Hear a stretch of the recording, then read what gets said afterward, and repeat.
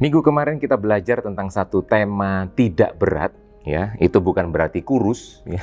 Karena kita sedang bicara tentang segala sesuatu yang kita lakukan tidak akan menjadi berat. Karena apa? Karena kita sedang jatuh cinta. Nah, karena itu Komsel untuk minggu ini sekalipun kita libur, karena minggu ini kita ada Komsel Gathering sekota, tapi kita tetap menangkap pesan firman Tuhan untuk kita renungkan dalam kehidupan kita dan kita bertumbuh di dalamnya. Pesan untuk Komsel minggu ini adalah jatuh cinta. Itu satu-satunya hal yang membuat apapun yang menjadi bagian yang harus kita kerjakan itu menjadi tidak berat. Karena kita sedang jatuh cinta. Karena orang jatuh cinta, dia bisa melakukan perubahan-perubahan dalam hidupnya dan itu dia nggak merasa terpaksa gitu. Itu naturally dia lakukan karena dia sedang jatuh cinta. Satu ayat yang mendasari untuk kita belajar hari ini adalah di 1 Yohanes 5 ayat yang ketiga. Di sana dikatakan sebab inilah kasih kepada Allah, yaitu bahwa kita menuruti perintah-perintahnya. Dan Alkitab berkata perintah-perintahnya itu tidak berat. Wow. Perintah-perintahnya tidak berat. Kenapa nggak berat? Karena itu berangkat dari bagaimana kita mau mengasihi Allah, bagaimana kita mau mengasihi Tuhan. Kita nggak melakukan semuanya itu dengan berat. Justru ada semangat, justru ada sukacita waktu kita melakukan segala sesuatu itu. Kita taat perintahnya, ya kita orang lain yang mungkin melihat kita sedang melakukan sesuatu yang berat. Bagaimana kita tetap melakukan kebaikan kepada orang-orang yang menyakiti kita. Itu hal-hal yang berat buat orang lain. Tapi bagi kita semua orang-orang yang sedang jatuh cinta kepada Allah, kita melakukannya dengan sukacita dan dengan semangat. Saya dulu waktu awal-awal pacaran dengan istri saya sekarang ya percayalah saya pernah pacaran. Saya pacaran dengan istri saya masih siaran di radio waktu itu dan sering kali waktu siaran malam sampai jam 12 malam, jam 1 pagi saya siaran. Pagi saya mau jemput istri saya untuk saya antar kerja, waktu itu masih pacaran. Saya lakukan dengan semangat. Walaupun setelah selesai nganter, saya ngantuk, saya capek. Tapi saya lakukan itu dengan semangat. Kenapa? Jatuh cinta. Nah, demikian juga kehidupan kita, kalau kita selalu punya jatuh cinta itu kepada Allah, maka kita akan taat firman Tuhan. Itu dengan sukacita. Kita akan melakukan firman Tuhan itu dengan segenap hati dan tidak terpaksa karena kita sedang jatuh cinta. Nah, jika kita kembali ke ayat firman Tuhan yang kita baca hari ini, maka hidup taat terhadap firman Tuhan, terhadap perintah Tuhan itu bukanlah sesuatu yang berat bagi orang-orang yang mengasihi Tuhan. Baca firman Tuhan tiap hari, berdoa, mengampuni mereka yang menyakiti kita, bahkan mengasihi orang yang menganiaya kita, melakukan segala sesuatu dengan segenap hati. Ya, kita yang bekerja, kita yang melayani, kita melayani, melakukan semuanya dengan segenap hati. Kemudian hal-hal yang sederhana dalam kehidupan sehari-hari, mengucapkan kata-kata berkat buat orang yang mengutuki kita, itu semuanya nggak berat. Kenapa? Kita nggak melakukan buat orang itu, buat orang lain. Kita melakukannya karena kita mengasihi Allah. Mungkin kalau kita tarik dalam kehidupan sehari-hari di rumah, ya, tadi malam kita barusan ngobrol tentang ada apa dengan rumah. Tapi ayo kita coba aplikasikan di rumah, bagaimana suami mengasihi istri, bagaimana istri menghormati suami, bagaimana kedua orang tua harus jadi teladan buat anak-anaknya, bagaimana juga yang masih pacaran dengan jaga kekudusan, jaga hati buat pasangan masing-masing. Semuanya dilakukan dengan semangat dan sukacita. Karena apa? Karena semuanya dilakukan dengan mengasihi Allah. Bukan buat orang lain, tapi untuk Tuhan sendiri. Nah, mungkin kita mulai berkata, waduh Pak, itu berat, itu bukan hal yang mudah. Nggak gampang bisa mengasihi orang yang nyakiti kita, itu bukan hal yang mudah. Sebab itu kita perlu mengerti bahwa satu pasal sebelumnya, di 1 Yohanes 4 ayat 19, di sana dikatakan begini, kita mengasihi karena Allah lebih dulu mengasihi kita. Artinya bahwa kita bisa mengasihi Allah, juga mengasihi sesama kita, kalau kasih Allah itu lebih dulu ada di dalam kita. Karena kita nggak bisa melakukan itu dengan kekuatan kita sendiri sebagai manusia. Kita nggak bisa melakukan itu dengan kemampuan kita sendiri, nggak bisa. Kita butuh campur tangan Allah dengan apa? Kasihnya mesti ada dalam kita.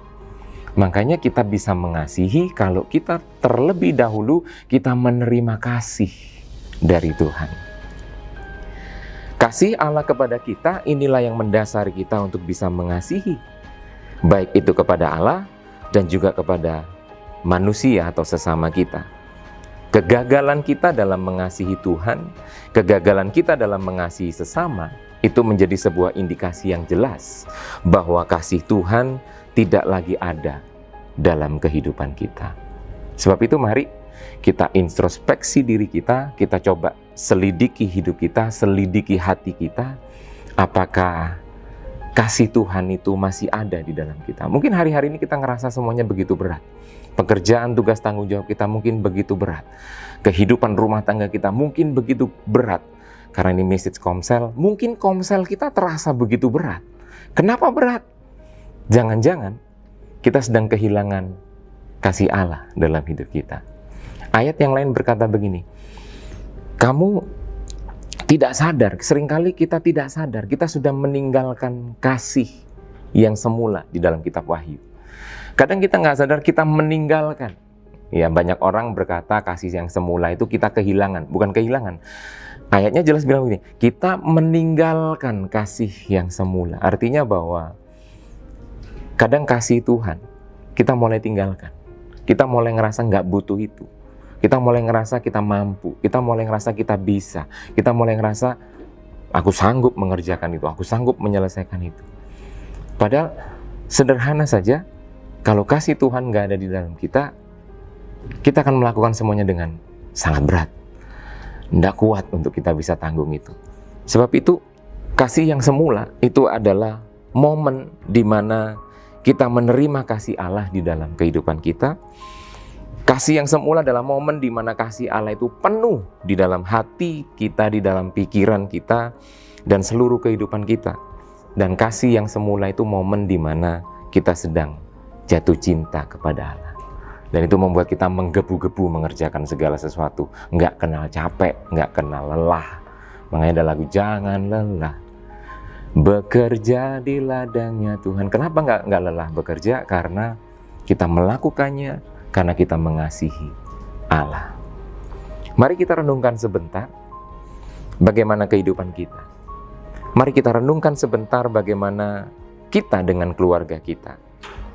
Mari kita renungkan sebentar bagaimana kita dengan Komsel kita. Renungkan sebentar bagaimana kita dengan keseharian kita.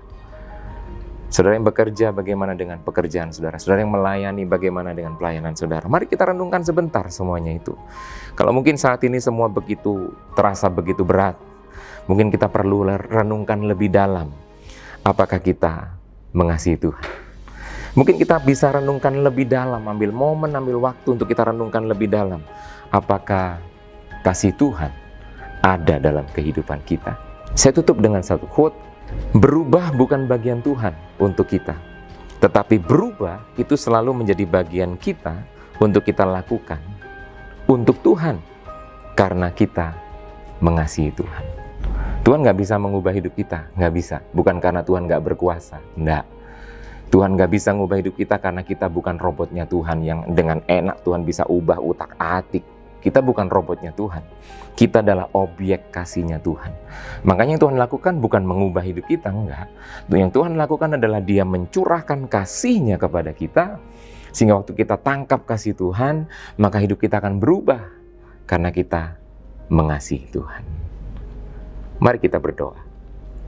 Tuhan mengucap syukur buat pesan-Mu, dan kami percaya kami mau tangkap Tuhan, untuk kami hidup di dalam kasih-Mu, biar kasih-Mu penuh di dalam hati kami, di dalam pikiran kami, sehingga apapun yang kami kerjakan, Tuhan kami kerjakan dengan satu dasar, satu motivasi untuk kami mengasihi Tuhan. Satu dasar, satu motivasi karena kasih Tuhan ada di dalam kami.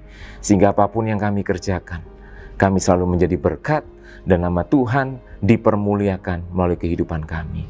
Berkati setiap Komsel, berkati setiap gembala Komsel, gembala sektor, dan semua yang terlibat dalam perkembangan Komsel. Engkau berkati Tuhan, biar melalui mereka semuanya Komsel Rock Surabaya untuk kemuliaan nama Tuhan.